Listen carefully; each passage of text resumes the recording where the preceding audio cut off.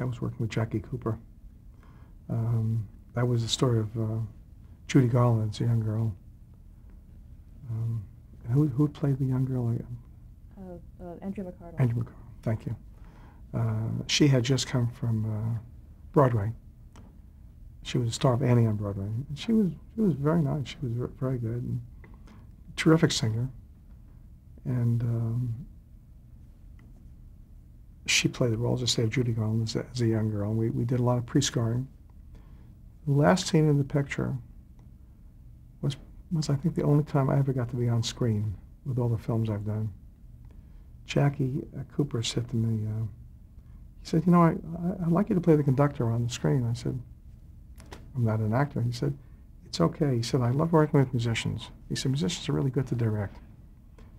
So I said, okay. So they put me in costume. And of course, all the music was pre-scored. All the songs were pre-scored. And then we shot the film, and then I scored the film after that.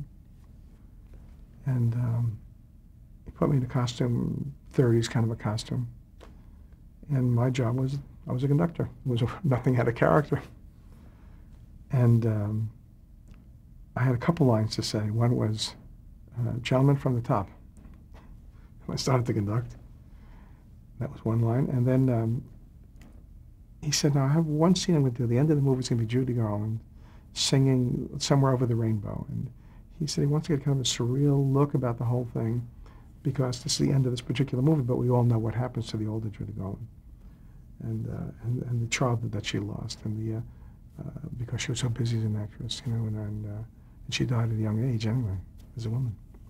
And of course, she was, introduced to pills and all that, to pills to stay awake. And first of all, pills to help her reduce weight because she was considered heavy. And then she couldn't sleep, so they gave her pills to make her sleep. I mean, that's all brought out in the film. So the last scene was this young Judy Garland singing Over the Rainbow. And it was going to conclude with the ending of the song. So Jackie said he wanted to do a 360 shot coming all around her like this, which of course is hard to light, and all that coming around. And so he said, when we get to bar such and such in the film, in the music, the camera will be on you. He said, so why don't you turn around and give it, like you're approving what she's doing, give her a nice smile. He said, it'd be nice for your parents to see you on the screen with a smile.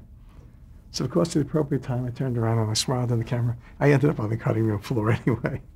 It didn't help. But I do have one scene that's where I say, gentlemen from the top. Now, musically, how did you portray, Judy Garland's story on a musical level? Well, first of all, I had the songs. I arranged the songs, so I have established a musical style similar to the 1940s, the 30s, when she would have done that. And I added, of course, new colors, new sounds. I made it. I didn't try to emulate a 1930s, 40s sound. I did sort of in the style of it, but then I brought new kind of color orchestration. When I scored the picture, it was a period picture.